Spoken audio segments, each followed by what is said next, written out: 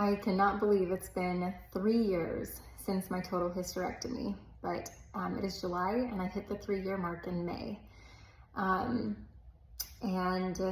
I want to do videos every now and then, just letting people know how I'm doing post-op. I remember whenever I was preparing for my surgery, I liked to see the videos about people's recovery.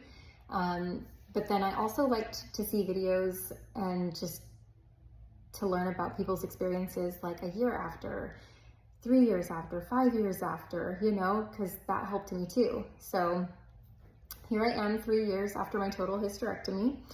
For those of you that have not seen my other videos, I did have a total hysterectomy. So I had my ovaries removed, my uterus, my fallopian tubes, and my cervix. And the reasoning, the primary reason was because I had hemorrhagic ovarian cysts. They would rupture and hemorrhage. So an ovarian cyst rupturing is actually part of your normal cycle. You get a cyst and it's actually functional. It has a purpose. It releases hormones and it's supposed to happen. And then they rupture or, you know, go away. And mine would rupture, but they would actually hemorrhage. So I would leak blood and fluid into my abdomen and a lot. Like I would look like I was pregnant, and I mean like 6 months pregnant. My stomach would just be really, really swollen, and it would happen about half the time. So like every other month I would have that happen. But it's worse than just every other month, because when it would happen, the effects would last for about 2 weeks. It would take about 2 weeks for the swelling to go down enough that I looked normal again. So I spent half my life, because 2 weeks is half of a month, you know, and I felt like I was spending half of my life when it would happen, looking pregnant, basically. And but it's not even just how it looked. Like, it was very painful. Whenever it would first rupture, that was the most painful. And then of course it was uncomfortable after that, because your whole stomach is just swollen and distended with blood and fluid. And that was very, very uncomfortable. So I tried to fix it naturally, because I didn't want a hysterectomy. I especially didn't want to lose my ovaries. So that was scary for me. And so I tried all sorts of natural things to try to fix it myself. I did that for a year. I tried hormonal treatment, naturopathic treatment, diet changes, just all kinds of things. And I could not fix it. It still kept happening just as often. So I finally had the surgery. It was a difficult decision to make, because you know, there are some decisions that we can make in life that we can undo or, you know, go back. But when you have a hysterectomy, especially a total hysterectomy, there is no going back, you know, it's done. And so I was very hesitant to make that decision. But I mean, I feel like everybody has a breaking point, and it took me a while to get to mine. I was very determined to not have surgery, but I did eventually get to my own breaking point. And I was just like, I can't do this anymore. So yeah, not just the pain and discomfort of it, but it was very inconvenient too, because I couldn't time or predict when it was going to happen. And there were lots of things that I had to cancel and miss out on, because I would have the cyst rupture. And there were lots of things that I just couldn't push through to do, you know, when you're in pain or your stomach is swollen. Like literally, like my stomach, I would look pregnant. My stomach would be swollen out to like here. And I looked like I was pregnant. And that was hard too, because, you know, if you go out and people don't know your situation, they might have actually thought I was pregnant. So anyway, I had the surgery, and I was nervous leading right up to it, you know. I mean, I was going into the unknown. I, you know, researched other people's experiences and their stories, but there was no way to know what my experience was going to be like until I did it. So I did it, and my surgery was through my belly button, and there were no scars or anything. The only incision was in my belly button. So there's no scars or any indication that I even had the surgery now.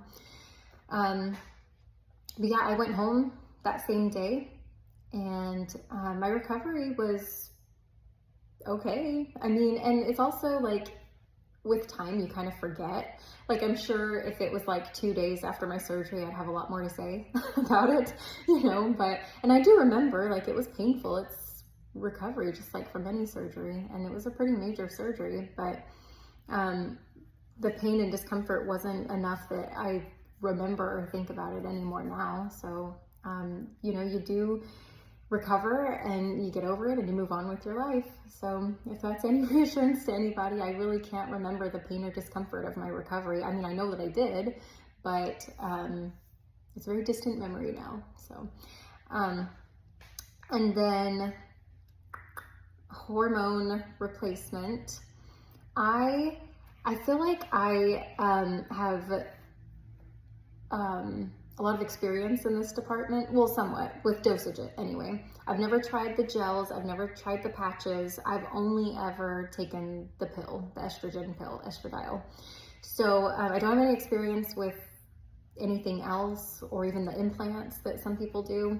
Like I said, I've only ever done the pill, but I haven't had any issues with like blood clots or anything like that. I take 0.5 milligram in the morning, and that is all I take. And I've taken many different dosages over the last 3 years. For a time, I was only taking, well, I'll start from the highest to the lowest. At the most, I was taking 2 milligrams, and at the lowest, I was taking nothing. So I feel like I kind of have some experience in this. Yeah, I've taken 2 milligrams for a while. My doctor said that was way too much for me, that I didn't need that much. And so his advice was to keep lowering it gradually. And then if I started like by 1/4 milligram, and then if I started feeling symptoms, then to go back up 1/4 milligram and stay there.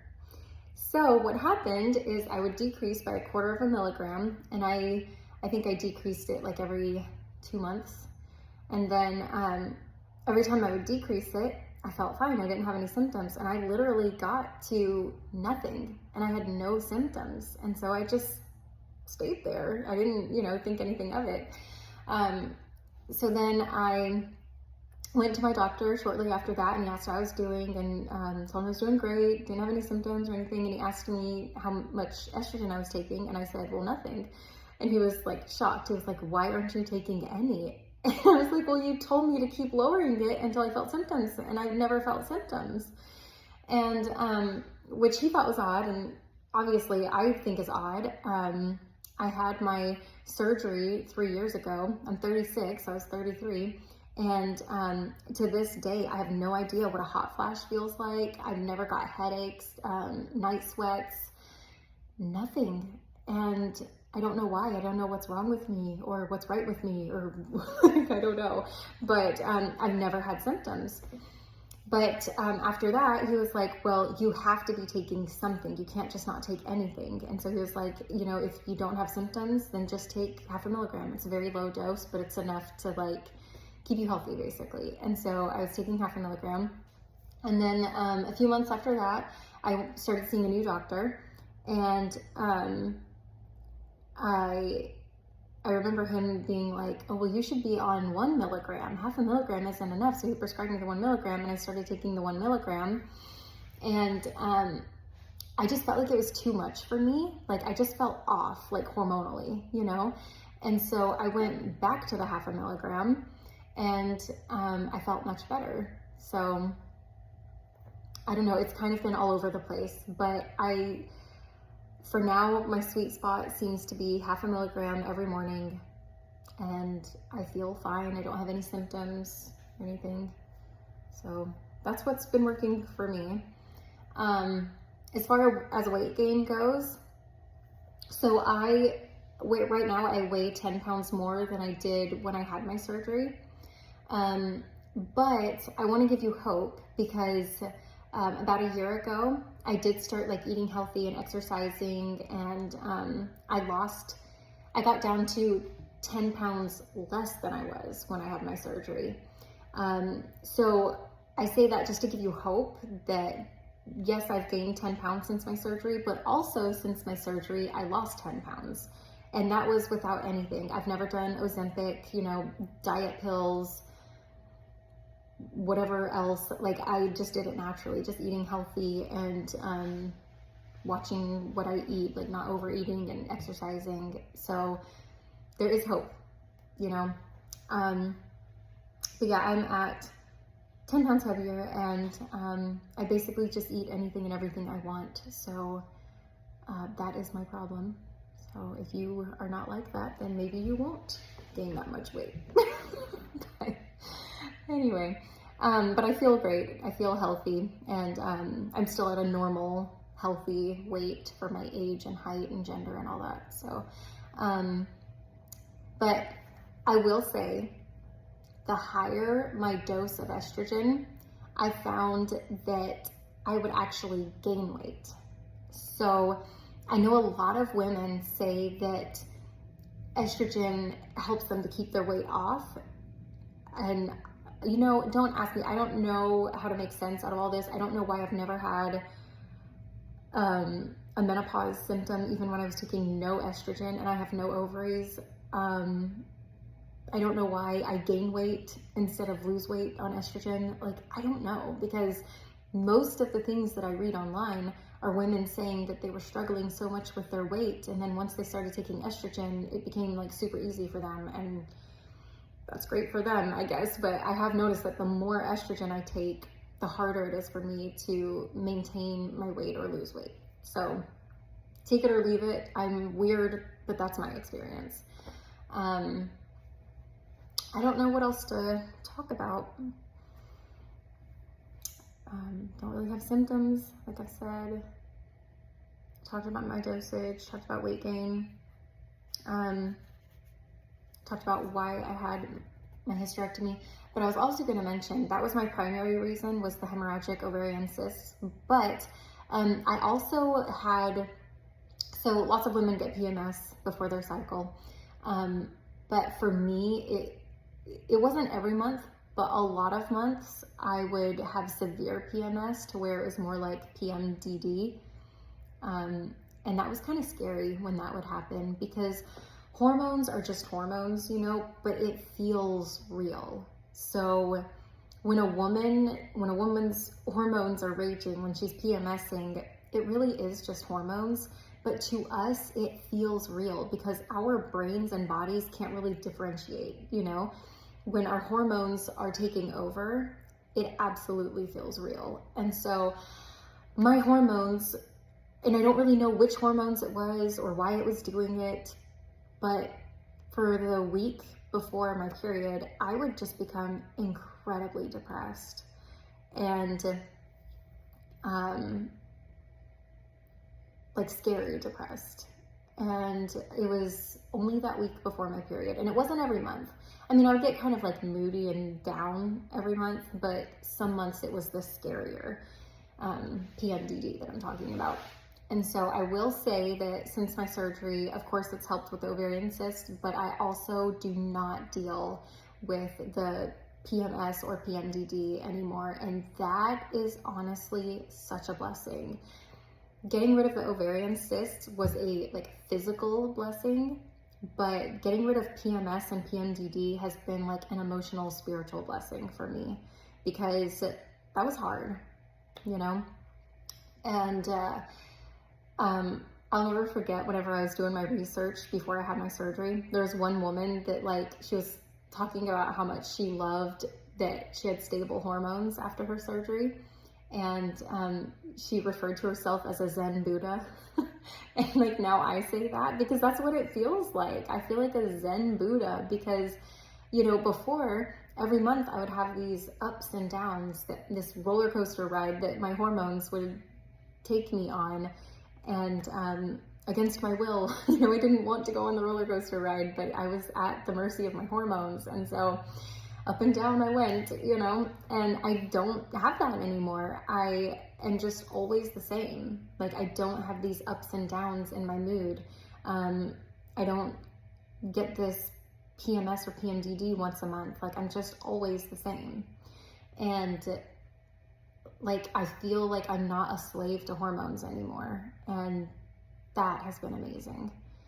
And then the other thing that's been amazing, which I feel like it goes without saying, is that I don't have a period anymore. So I can go swimming whenever I want, and it doesn't interfere with intimacy, and just the discomfort and inconvenience that a period is once a month. You know, I don't have that anymore. So it's not even a thought. I don't have to buy tampons anymore, and I don't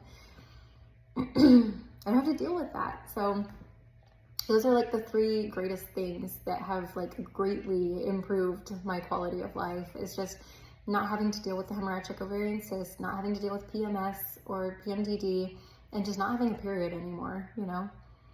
So yeah, I have no regrets. It is still the very best decision I have ever made for my health and well-being, hands down.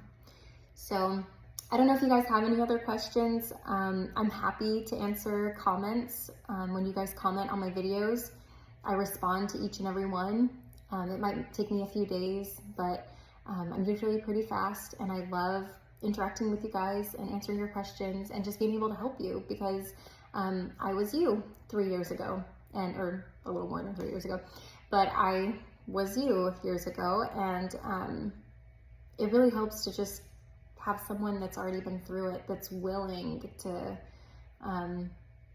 share their experience and give you encouragement. And so yeah, if you are about to have this surgery, or if you're wrestling with this decision, I hope that my story has helped you, and I wish you the best with all smooth surgeries and recoveries, and yeah, I will catch you next time.